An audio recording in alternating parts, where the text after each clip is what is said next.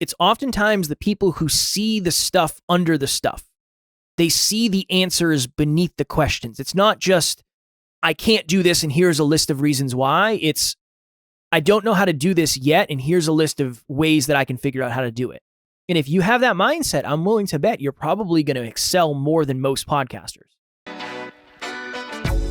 Podcast Growth Nation, welcome back to another episode of Podcast Growth University, where we talk all things podcasting all the time. I hope you enjoyed last week's episode number 88, A Common Mistake I See When It's Time to Make Money. I actually had a call with that person today, and we kind of reformulated the way their business is going to work, so hopefully we will get better results from that. Today, for episode number 89, I changed things up a little bit, and let me explain why. So for episode number 89 today, we are going to talk about one word that really helped us succeed, helped me succeed, but it helped our business succeed. I know I was going to talk about the Apple update. I want to make sure I can do a little bit more research before I hop on here and give any advice or try to talk at any level about the update. I just want to make sure I can talk eloquently. I don't want to mislead or anything, so I want to make sure I do my research. So I figured, you know what? Let me pop this one in. It'll be a quick one. But I do think this is a very, very important topic. Alan and I did an episode on Next Level University last week, and it was about one of my podcast clients. And I said, she's just the type of person that's going to win. She's next level. She's next level. She's going to win. And Alan said, well, if you had to figure out why, if you had to explain why, what would the reasons be? And we ended up doing an episode on it. And upon further examination and further reflection, she's really, really resourceful. You ever met someone who you have a conversation with them and they say, yeah, I really want to start gardening, but I don't know where to start. Or I really want to start exercising, but I don't know where to start. I want to start writing, but I don't know where to start. And the next time you see them, they've made tremendous progress in it. It's probably because it's a lot of things, but one of the reasons is they're really resourceful. They know, okay, let me go search YouTube. Okay, let me find a book. Let me talk to someone on Facebook, whatever it is. They're resourceful. Resourcefulness is your ability to take what you have and get the absolute maximum out of it, or take what you have to get more and then get the absolute maximization of that. A really good example is if someone said, hey, if you could start all over, you had $0 or you had $20 to start a business, what would you do? Somebody who is super resourceful might have said, okay, I would pay, I don't know, I'd probably get some lemons. I'd probably spend $10 on lemons, $2 on cups, $2 on sugar, and some paper and a marker, and I'd have a little lemonade stand in the corner somewhere. That's being really resourceful with that $20 versus somebody else who might say, well, I don't know what I would do with that $20. Maybe I would just take that $20 and run. Resourcefulness is your ability to take what you have and really, really, really stretch it. To effectively create something out of what seems like nothing. So a really good example of this, one of my clients recently, no, this wasn't recent, this is months ago at this point, but we were talking about their Facebook group. And he said, I'm just not at a place where I have the ability to just be in a Facebook group all day. I have so many other things going on. And I said, well, let's get resourceful. Is there anybody that you coach that pays you for coaching that you could barter for them to be in your Facebook group? And they could be the lead in your Facebook group. So maybe they're paying you $300 a month for coaching. If we figure out, all right, I'm going to pay you $30 an hour effectively, do you think you can work 10 hours a month in the Facebook group? You're bartering. So you're going to keep coaching them. They're going to do the Facebook group. They don't have to pay you. You don't have to pay them because effectively you're paying them in coaching. That's something that really, really helped us in the beginning. Before we were a company, before we were making any money, that's how we got things up and running. There would be people who we would coach, and eventually we heard through the grapevine these people wanted to be on the team. These were listeners of our podcast who really aspired to be on our team and work closely with us to help us with a mission, help us with a purpose, help us with what we're doing every day. And in the beginning, we said, well, we are not making any money, so we can't pay anything. We're not even making money as a business.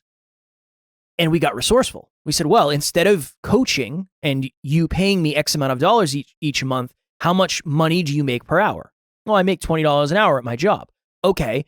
Do you think it would be fair to work, let's say 10 hours a month? I'll keep coaching you at the rate I'm coaching you, but instead of you paying me, you can do the work, whatever it is, whatever the specific level of work is. And then that kind of became the relationship. And that's something that really, really, really helped us in the beginning. You just never know. You never know how something like that is going to work unless you're resourceful enough to try it. Here's another one. And this, quite literally, if I was going to do like a speech on this, it would be how 16 hours made me hundreds of thousands of dollars. When I had just started this, we were probably like 30 episodes in, maybe something like that in 2017. And I remember seeing these teaser clips from podcasts on Instagram, predominantly Joe Rogan, because Joe Rogan was like the biggest podcast back then. He still is, but his stuff was on social media where there wasn't a lot of other stuff on social media. And it would just be a 30-second clip or a minute clip from the podcast. And it would have cutscenes, and it would have B-roll, and it would have music, and it would have subtitles. And I remember telling Alan, I said, we have to do that. We have to get to the point where we can do that. And he said, this is the program that I think they use based on my knowledge. Get on YouTube and try to figure out how to do it. It took me 16 hours. I'm not even kidding. It took me 16 hours to make my first 1-minute clip. So a 1-minute teaser clip that I shared on social media. It took me 16 hours. My laptop that I had at the time crashed and burned, and I had to buy a new one. And it was brutal. I'm sure it didn't get any love. But that resourcefulness of me teaching myself how to do that eventually led to us having Next Level Podcast Solutions, which has made us hundreds of thousands of dollars at this point. But that never would have happened. That never would have happened if I wasn't resourceful enough to try that in the first place. Hello, my name is Dr. Tarryn McCarthy, and I'm host of the Business of Happiness podcast. When I met Kevin and Alan 2 years ago, I had no idea of how much impact they would have not only on the success for my business, but also on my life. They've given me enormous perspective and true strategies, true tactics to take in my everyday business plan and in my life plan to make an even greater success. Kevin and Alan, thank you so much. I couldn't even begin to express my gratitude for all you've done for me. And if you're looking for similar mentorship, I highly recommend these incredible experts at the Next Level University. Going back to the very beginning, unfortunately, we probably all know somebody who says, yeah, I really want to start gardening. I really want to start knitting. I really want to start writing. I want to get to the gym. I want to do this. I want to do this. I want to do this. And every time you see them, they're no closer to that goal. I'm willing to bet one of the reasons is they're not resourceful. They don't know how to do it, so they never learn how to do it.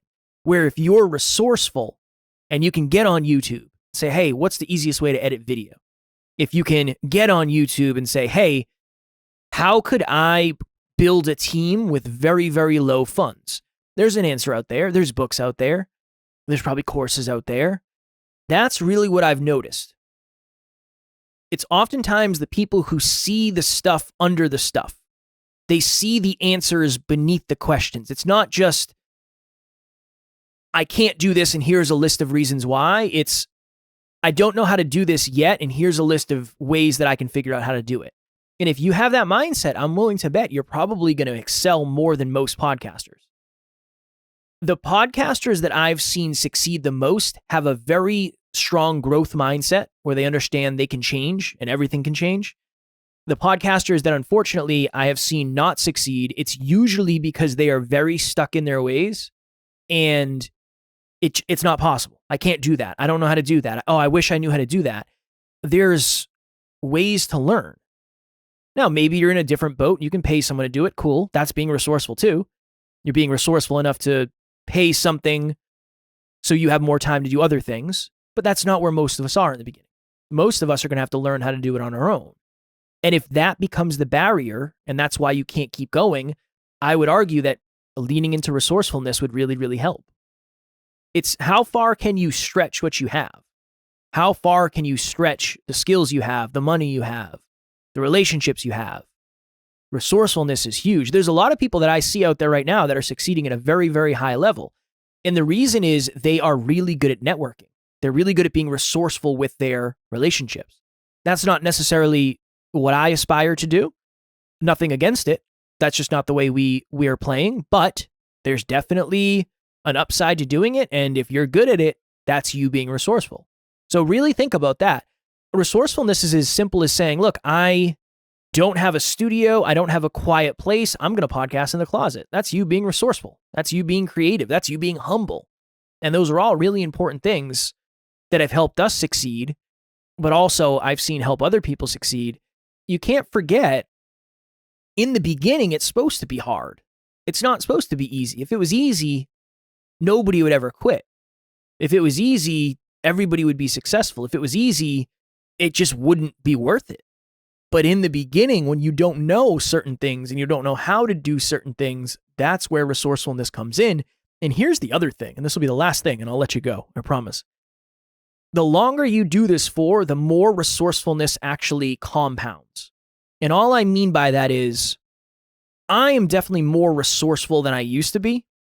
Alan taught me a lot about that. He's a very resourceful human.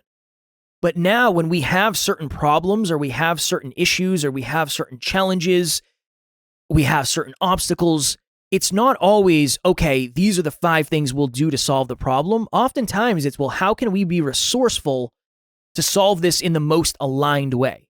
Oh, somebody on the team is really good at that. Let's see if they want to take care of that. Let's see if they want to take that on.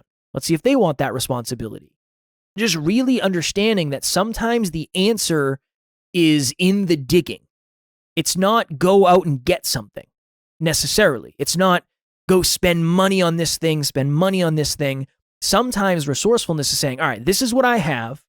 I have 4 bricks. I have a 2x4. I have a couple nails. I have this. I have this. I have this. What can I build with that? Sometimes that's enough. And sometimes that's where we start. So that is my little inspirational nugget of the day. Exhaust the options you have before you seek new options, because that is what being resourceful is really at the end of the day.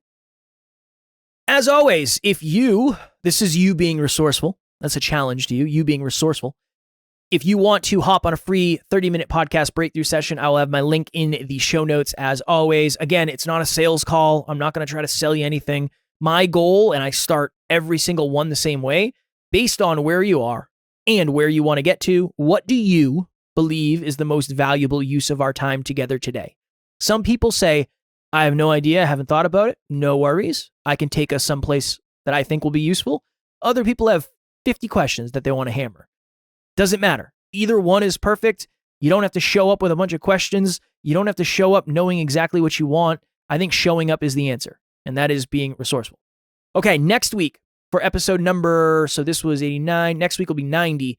I'll talk about the update and if it messed with your numbers. Because I know there's a lot of people freaking out right now because some people went down by as much as 50% in terms of their monthly downloads. So we'll talk about that and we will see what it all means. Thank you all. I appreciate you all. What do I hope for you as podcasters? I hope the guests that you're reaching out to are getting back to you. I hope the podcast that you're reaching out to get on as guests are getting back to you. I hope your listeners are self-identifying. I hope you're getting clear on who your listeners are. And I hope you're not experiencing pod fade, where you're 7 episodes in, 15 episodes in, and you're thinking, oh, I don't know if I can do this anymore. Keep going. If you're going to regret stopping, keep going. Please, please, please, please, please, please. Because eventually you might look back and say, man, I remember around episode 15, that really sucked. That was brutal. That was challenging. But here you are 100 episodes in, and a lot of things are different. So keep on going. Until next week, keep on podcasting, keep on crushing it, and I will talk to you all